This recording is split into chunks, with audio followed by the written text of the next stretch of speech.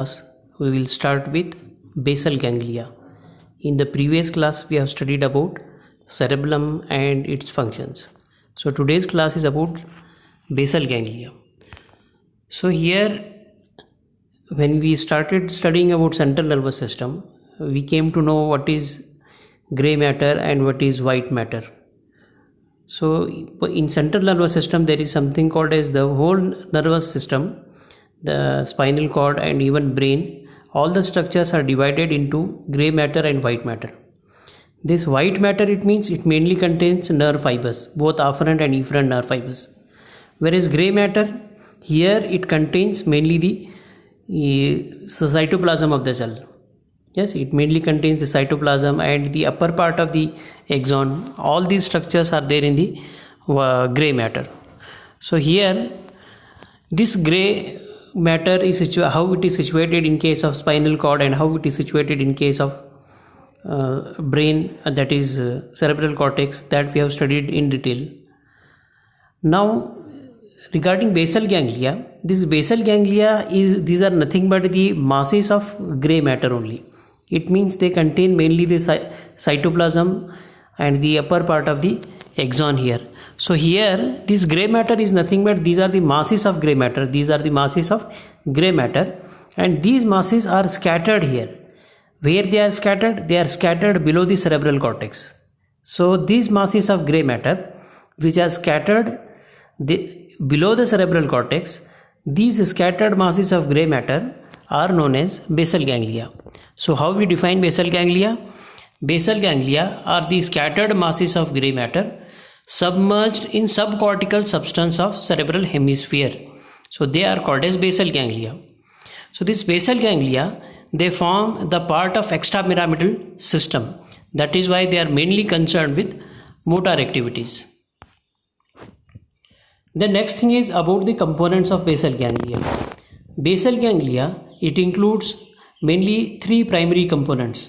One is called as corpus striatum, second one is called as substantia nigra, and third one is called as subthalamic nucleus of Leis. First one is about corpus striatum. Now we will see what is this corpus striatum. Corpus striatum is a mass of gray matter situated at the base of cerebral hemispheres in close relation to thalamus. It is in close relation to thalamus. Corpus striatum is incompletely divided into two parts by internal capsule. That is called as caudate nucleus and lenticular nucleus. So this corpus striatum is a mass of gray matter which is situated below the cerebral hemisphere, and it is in close contact with thalamus, and it is divided incompletely by internal capsule into caudate nucleus and lenticular nucleus. The next one is substantia nigra. This substantia nigra is situated below the red nucleus. It is made up of large pigmented and small non-pigmented cells. The pigment contains high quantity of iron. Then third part of basal ganglia is subthalamic nucleus of Leis. This subthalamic nucleus is situated lateral to red nucleus and dorsal to substantia nigra. Here you can see this is the diagram showing basal ganglia. These are the scattered, these are the two cerebral hemispheres, and the basal ganglia are situated below these scattered masses of gray matter are situated below the cerebral cortex.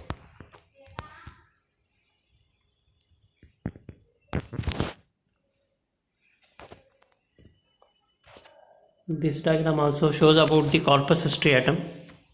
So this corpus striatum is incompletely divided by the internal capsule into caudate nucleus and lenticular nucleus. So here you can see this one is a lenticular caudate nucleus. Here also you can see this is the head of caudate nucleus.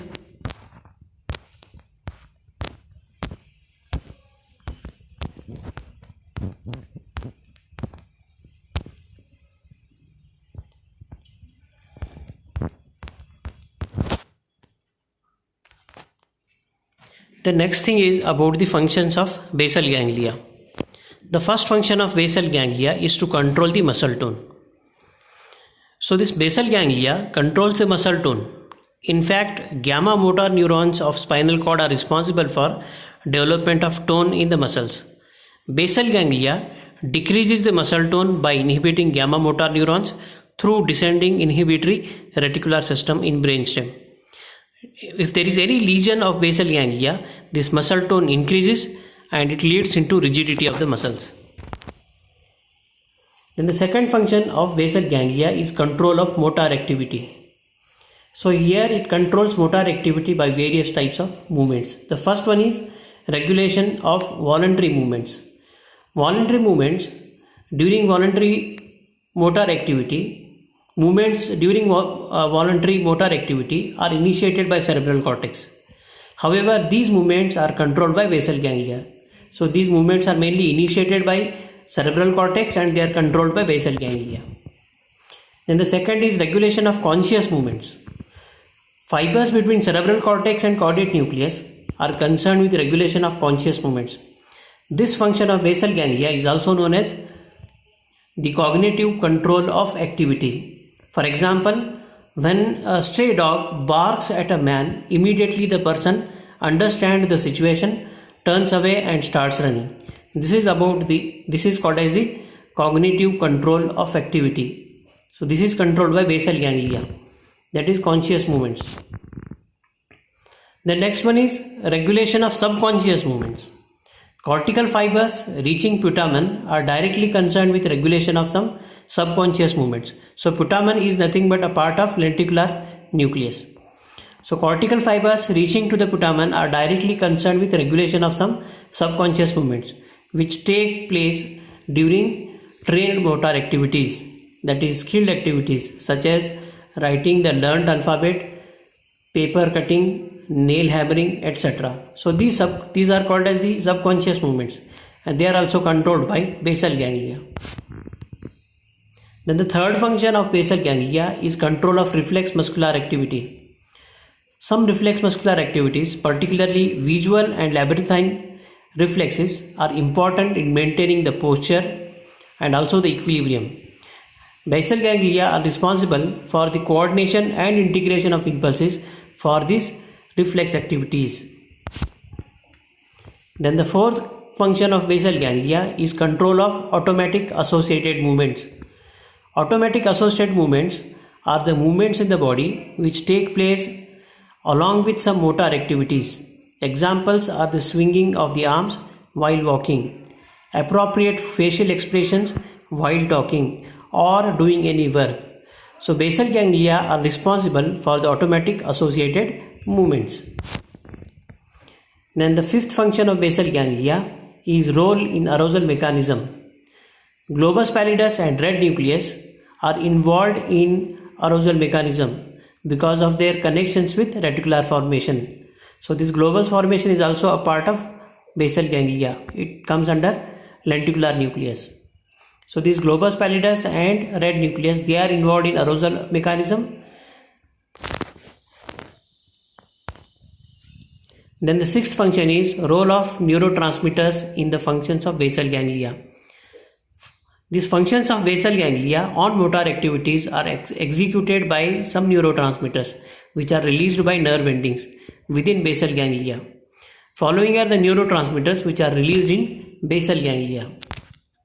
These neurotransmitters are like mainly dopamine, gamma aminobutyric acid, acetylcholine, substance P, enkephalins, noradrenaline and glutamic acid. So these are the neurotransmitters which are released there in the basal ganglia.